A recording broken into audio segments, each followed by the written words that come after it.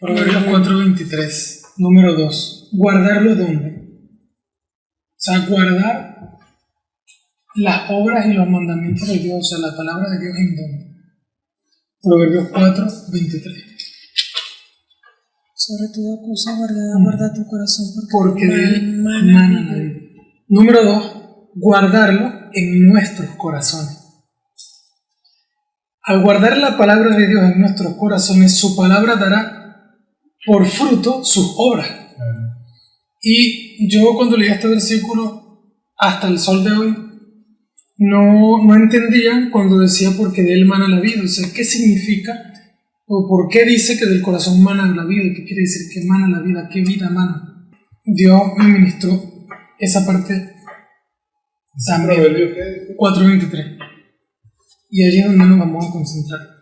Premisas que tenemos que tomar en cuenta son consideraciones que ya mi papá y mi persona lo hemos tocado en otras prédicas, pero para recordar, sabemos que la etimología, para entender este versículo, la etimología del corazón es la palabra lev, que significa emociones, sentimientos, voluntad e intelecto, y que es la conexión del alma a la vida. Le explica una vez que el alma conecta todo, la conexión del alma con el espíritu y la conciencia, la del alma con el cuerpo es la mente, y la del alma con la vida, con nuestro exterior, con ese mundo que Dios hizo para nosotros, es el corazón. Y es que forma parte de nuestro ser. El hecho de que esa frase emana la vida es que forma parte de nuestro ser. Cuando por lo menos en la filosofía se habla del ser humano o del ser de las cosas, la esencia de todo, se habla de eso. Proverbios 27:19 dice en Reina Valera: como en el agua del rostro corresponde al rostro, así el corazón del hombre al hombre. Ahora NBI dice: en el agua se refleja el rostro y en el corazón se refleja la persona. La forma de ser de todos nosotros. Es por eso que dice de él mana la vida, porque en nuestro corazón, de nuestro corazón, se establece cómo nosotros vamos a ser, nuestra forma de ser, lo que nosotros llamamos nuestra forma de ser, la forma de ser. Hay un proverbio también que dice de la abundancia del corazón, abre la boca. También. O sea, que la manera, y también más adelante lo voy a citar, que en la manera en cómo la persona, a través de los ojos y a través de las palabras, saca su forma de ser, saca lo que es la persona. Ok, entonces establecido las promesas. Tenemos primero que Proverbios 4:23 dice que el corazón nos dice cómo es la persona, en resumidas cuentas. Y por otro lado, la Biblia nos dice que corazón es emociones, intelecto, voluntad y sentimiento. Estos elementos los podemos mezclar, unir en ciertos parámetros o fórmulas para detallar más las formas del ser humano: voluntad, intelecto, emociones y sentimiento. Entonces, para esto, como se suele hacer en matemática, se establecen ciertas condiciones que se tienen que cumplir para que esto tenga lógica, tenga sentido y tenga práctica, por sus naturalezas etimológicas, es decir, qué significa voluntad, qué significa intelecto, qué significa emoción y qué significa sentimiento. Voluntad es la orientación de nuestras decisiones, en resumidas cuentas. Intelecto es nuestra forma de pensar. Este es para que, otra vez, todas las cosas que debemos de saber para llegar al contenido. Emociones es la manera en la cual reaccionamos a algún evento inesperado o a la manera en la que nos sentimos a algún evento esperado. Y sentimientos es cómo nos sentimos, ¿no? Aquí se establecen 3 condiciones. La voluntad es una constante, casa le dicen física, debido a que elegimos el bien o el mal. Deuteronomio 30:19 dice Jehová: he aquí pongo delante de ti, oh pueblo mío, la bendición o la maldición. Escoge tú pues la bendición, la vida, dice, escoge tú pues la vida. Deuteronomio 30:19. Entonces la voluntad es una constante. Es una constante debido a que siempre la voluntad, en todas las decisiones que nosotros tomamos, siempre está involucrada, obviamente. O sea, o seguimos la voluntad de Dios o seguimos la voluntad del reino de las tinieblas. Siempre está la voluntad involucrada. No podemos hacer algo que no tenga voluntad. porque la naturaleza de qué es voluntad lo describe así. Segunda condición, el intelecto siempre estará presente en una fórmula completa, debido a que el ser humano razona y piensa. Si eliminamos el intelecto, estamos hablando de una persona que no piensa, ¿verdad? Y el intelecto corresponde a la parte matemática, que es una variable que siempre se suma. El número 3, los sentimientos y las emociones pueden ser puestas o no. Esto se refleja en física como vectores, es decir, se pueden sumar o se pueden restar. No son variables, no son constantes, se suman o se restan. Pero por separado, es decir, los sentimientos y las emociones solas, sin la voluntad y sin el intelecto, no tienen sentido, porque no forman nada debido a que las dos son efímeras. Una persona recibe una emoción y al rato, al tiempo, se le quita. Comienza a sentir una redundancia en sentimiento y a los meses se le va. Entonces las dos cosas no pueden ir juntas porque se va, no existiría. De todas estas condiciones sacamos tres formas del ser humano, o tres fórmulas que forman el ser del ser humano. Número 1, voluntad más intelecto. Voluntad más intelecto es igual a forma de ser. Y esto abarca la personalidad y las aptitudes. Aptitudes con P.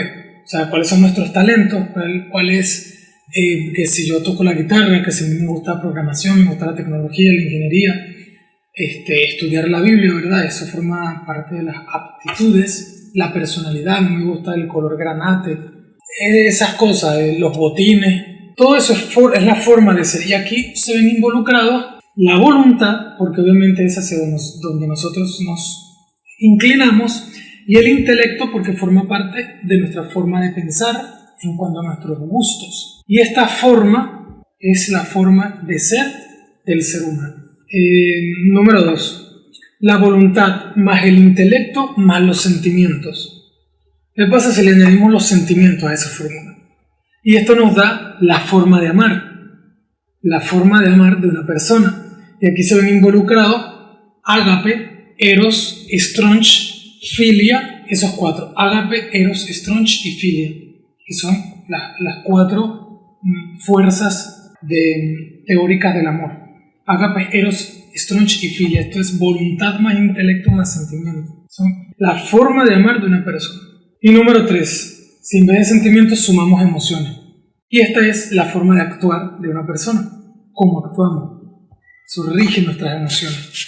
Y aquí hay otras 3 cosas. La actitud, con C, el temperamento y el carácter. La actitud, el temperamento y el carácter. Entonces son 3 fórmulas que nos describen 3 formas que componen el corazón del ser humano. Porque yo tenía tiempo preguntándome que si el ser humano era intelecto, voluntad, emociones y sentimientos, ¿dónde estaba la personalidad? ¿Dónde estaba el carácter, el temperamento? Entonces Dios poco a poco me fue llevando hasta armar todo esto.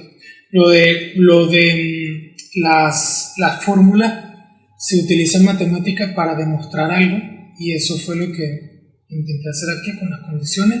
Lo importante es que nos quedemos con que existe la forma de ser, la forma de amar y la forma de actuar. Y bueno, sus definiciones ya lo dije, que es personalidad y aptitudes, agape, stronch, filia, y actitud, temperamento y carácter. Ahora, ¿qué pasa si a la fórmula le restamos el intelecto? Que muchas veces las personas hacen esto. Si nosotros restamos el intelecto de alguna de las formas de ser del ser humano, la forma se quedará discapacitada y será una forma ciega, porque el intelecto son los ojos del alma, que era el versículo que citaba mi mamá en Proverbios 27:19. El espejo refleja el rostro y los ojos revelan la personalidad. Nos muestra que el intelecto es traducido como los ojos que ven el corazón. Cuando nosotros sacamos el intelecto de alguna de estas fórmulas y empezamos a vivir una vida sin pensar, nuestra forma de ser es que somos sin pensar. Nos gusta todo, nuestros gustos son variados, nuestros gustos son todos. Hoy me gusta tal música, mañana me gusta otra, no significa que no cambiemos el tipo de música, porque eso es otra cosa que voy a mencionar más adelante. Eso se llama variabilidad humana o mutabilidad del hombre, pero somos sin pensar. Entonces de repente mañana me meto, por ejemplo, yo mañana estuve en karate, después estuve en natación, después estuve metido un poco de broma, hasta que, bueno, Dios fue formando mi forma de ser, y he descubierto que, bueno, me encanta la música, la tecnología y el estudiar su palabra. Pero al principio, ¿verdad? Cuando estamos aprendiendo a pensar, nos empezamos a meter en todas esas cosas, descubriendo en qué soy bueno, en esto y aquello. Y eso es lo que pasa cuando quitamos el intelecto de nuestra forma de ser. Cuando quitamos el intelecto de nuestra forma de amar, amamos sin pensar. Es decir, los sentimientos nos dominan. Entonces nos regimos a través de sentimientos, la persona se vuelve hipersensible. Cuando quitamos el intelecto de nuestra forma de actuar, actuamos sin pensar. Es decir, actuamos acorde a las emociones del momento. Cuando nos invade la rabia, el enojo, la envidia y todas esas cosas. El intelecto es muy importante, y es por eso que como es nuestra forma de pensar, es donde se anidan las ideas. Dice también un proverbio de la vida: cuida en lo que crees, porque eso termina haciendo nidos en tu mente, algo así. Pero eso, cada idea que nosotros vamos recibiendo, se van anidando y van formando todo nuestro ser. Entonces tenemos que cuidar mucho, y sobre todas estas cosas, sobre los sentimientos, las emociones, es el intelecto, porque allí se anidan ideas que nosotros, por ejemplo, tuvimos muchos años creyendo ideas de Dios que no eran de Dios, y nos llevaron a tener unas vidas cristianas sin fruto. Es muy importante. ¿Y cómo lo guardamos? Porque si nosotros vemos que es el intelecto, el tema del intelecto, que nos da problemas en la función del ser humano. ¿Cómo lo guardamos? Tenemos 1 Tesalonicenses 5, 21 y 22. Retened lo bueno, examinadlo todo. Tenemos 1 Corintios 2, 14 y 16. Filipenses 4, del 8 al 9. Romanos 12, 2 dice... transformados mediante la renovación de vuestro entendimiento, para que podáis comprender la buena voluntad de Dios. Un agradable y perfecto. Efesios 6, 16, que nuestra lucha no es contra carne y sangre. Pero a mí me gusta como lo dice 1 Juan 4, 1, que si no voy a hablar específicamente. 1 Juan 4, 1 dice: amados, no se crean a todo espíritu, sino prueben los espíritus si son de Dios, porque muchos falsos profetas han salido por todo el mundo. ¿Verdad? En conclusión, tenemos la Biblia como filtro, la fe como escudo y la oración como fortaleza. Debemos ser cuidadosos en cómo somos formados. El intelecto interviene en todas las formas de ser y en la voluntad. Ahora, la voluntad también es otra que se repite en todas las fórmulas. ¿Cómo tratamos ese tema allí? Bueno, un pequeño punto: la voluntad se doblega viviendo en el Espíritu. Dice en Romanos 3:3, 8:3, que vivamos en el Espíritu. ¿Cómo se vive en el Espíritu? Ayuno, oración y meditar en la palabra de Dios. Ayuno, oración y meditar en la palabra de Dios. Entonces así podemos doblegar nuestra voluntad para que se alinee a la voluntad de Dios. Es lo que también explicaba Romanos 12:2, para que se alinee la voluntad de Dios y nosotros tener la voluntad de Dios, y que nuestra forma de ser, nuestra forma de actuar y nuestra forma de pensar vaya acorde a la voluntad de Dios. Entonces, para que me vayan siguiendo la idea de la importancia que construye todos estos conceptos. Número 2. ¿Cómo tratamos el tema del intelecto? Bueno, el intelecto contiene nuestra filosofía y se forma a partir de ideas implícitas o explícitamente. Tenemos que cuidar cómo somos formados implícita y explícitamente. ¿Cómo somos formados implícita y explícitamente? Bueno, explícitamente es cuando somos enseñados, cuando se nos enseña. Implícitamente es cuando somos, eso se le llama, lo vi hace poco en la universidad, ser patronados. Son patrones de pensamiento. ¿Cuál es la diferencia? Cuando nosotros nos enseñan algo, nosotros tenemos la voluntad de aprender eso. Cuando nosotros nos van a patronar algo, nosotros no tenemos la voluntad para aprender eso, para aprender eso. Y hay que cuidar mucho acerca de lo que otras personas dicen o algún elocuente, ¿verdad?, pronuncia que pueda tener ideas sutiles, sutileza de ideas, dice Colosenses 2, del 2 al 8, para que pueden destruir la manera en la que nosotros vemos a Dios. Doy un ejemplo, la teología de la prosperidad. Cómo sutilmente, ¿verdad?, utiliza la Biblia y siembra, y Dios va a multiplicar el 100, el 100 por 1, el 100 por 1, el 100 por 1, pero tienes que sembrar $1,000, $100, ¿verdad? O que tienes que vivir una vida llena de creatividad, y Dios, cómo sutilmente esas ideas van construyendo, y cuando tú te pones a pensar, ellos hablan, ¿verdad?, de un Dios que nos quiere para esta vida y no para la otra, de un Dios que nos quiere preparar, que quiere que vivamos nosotros, que disfrutemos nosotros solamente esta vida y no preocuparse por la otra, que nos enamoremos. Sutilmente la idea que trae esa teología es que nos enamoremos de esta vida y no de la vida que viene. Eso significa patrones de pensamiento. Cuando nosotros no tenemos la voluntad de ser aprendidos por algo, pero son ideas sutiles que van destruyendo nuestra fe. Por ejemplo, esto sí es un ejemplo obviamente más explícito y que nosotros lo vamos a entender, pero sí enseña qué significa ser patronado. Es un tema muy interesante.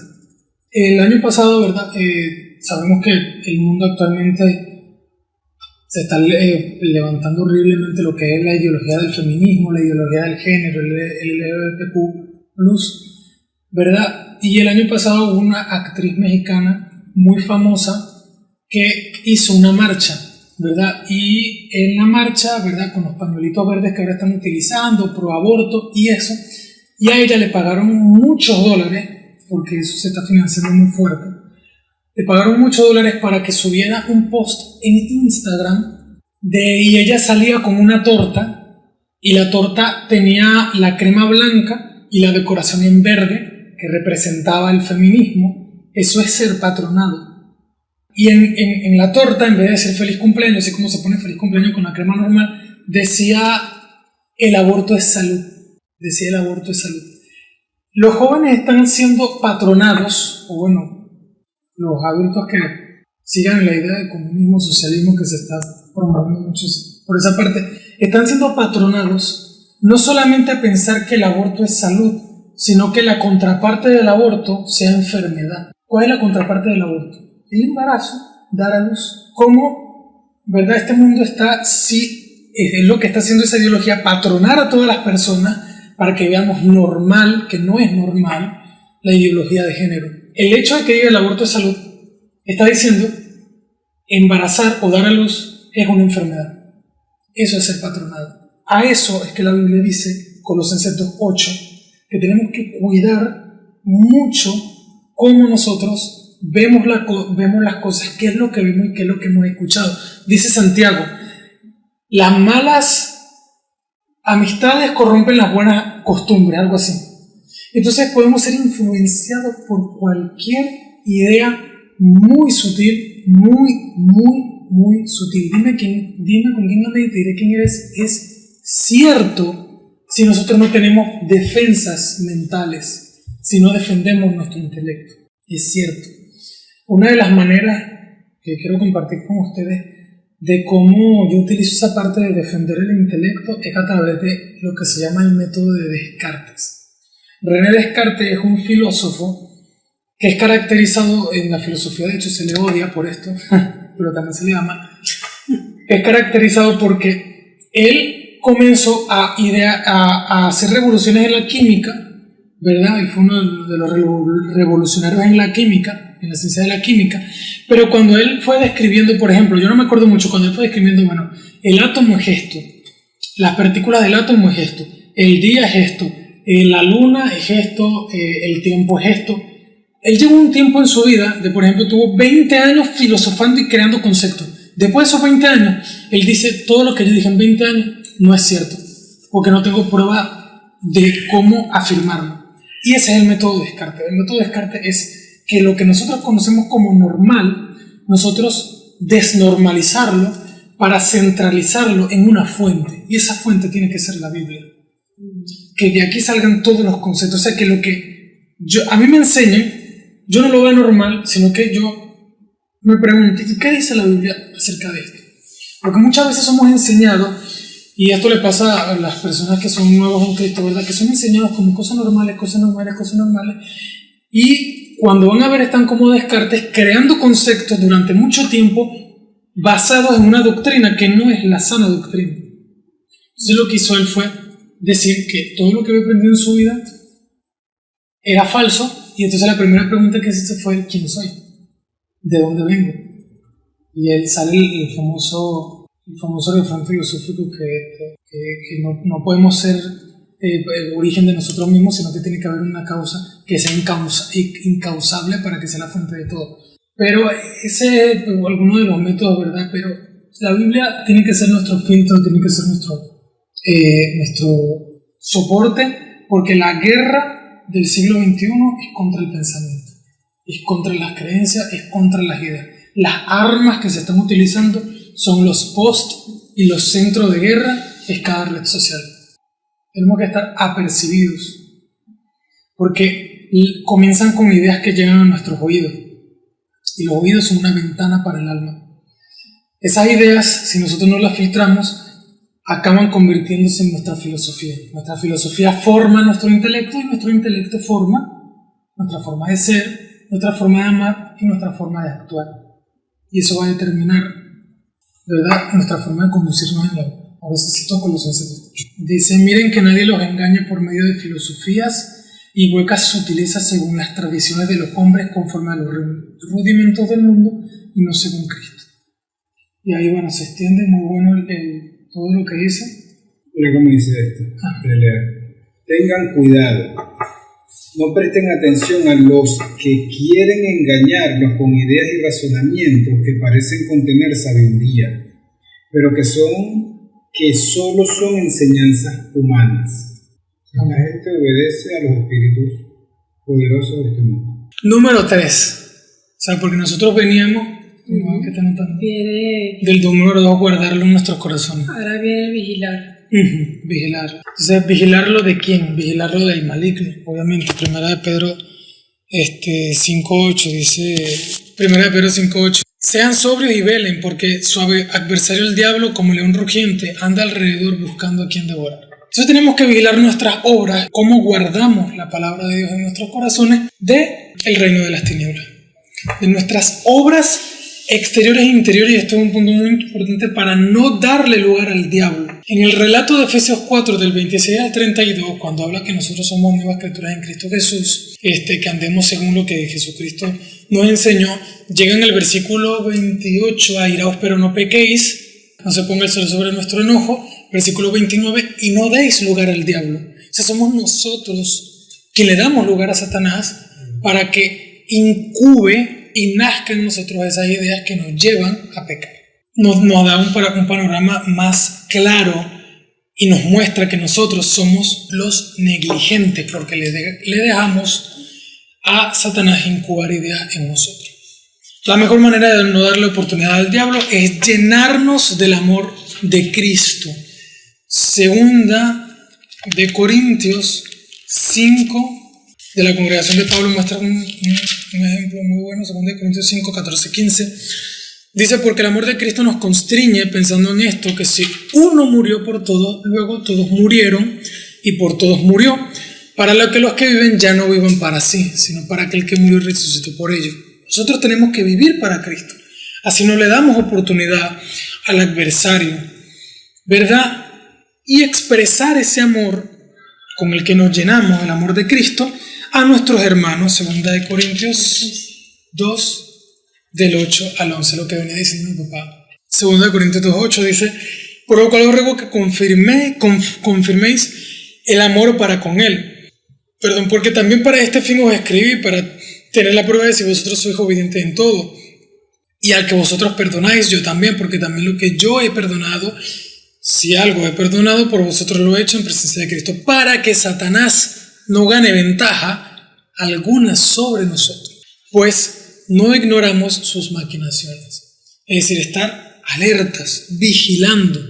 Que dice el Deuteronomio 8.1: vigilar las obras de Dios, el mandamiento de Dios, para no darle lugar al diablo. Como no le damos lugar al diablo, llenándonos del amor de Cristo y expresándolo a nuestros hermanos. Resumen, para resumir estos 3 puntos. Cuidar hacer las obras de Dios sobre nuestra pecaminosidad. Guardar la palabra y las obras de Dios en nuestro corazón. Y vigilar nuestras obras exteriores e interiores para no darle lugar al reino de las tinieblas. Como punto final quiero que vean la importancia que Dios le da en la palabra cuidar. Otra vez, para terminar, qué importante es la palabra cuidar, y quiero que vean el contraste acerca del cuido y el descuido, el cuidar y el no cuidar. Éxodo 21:27, Segunda de Crónicas 24:4 y Lucas 12:43. Éxodo 21:27. Ya, pero cuando todo lo tengo, Lucas 12:43. Segunda de Crónicas 24:24. 24:4. Ajá. Ahora sí. Y si hicieres saltar un diente de su siervo o un diente de su sierva, por su diente le dejará ir libre. El siguiente. Si un buey acorneare a hombre o mujer y a causa de ello muere, el buey será apedreado y no será comida su carne, mas el dueño del buey será absuelto. ¿Y el versículo 36? Mas si era notorio que el buey era acorneador desde tiempo atrás y su dueño no lo hubiera guardado, pagará buey por buey y el buey muerto será suyo. Aquí lo que nos muestra Dios a través de un caso, ¿verdad?, de ley, en donde está diciendo que, bueno, si el buey de una persona matara a otra, entonces se apedrea al buey. Si el dueño ya lo sabía desde antes y no hace nada, se apedrea al buey, al dueño.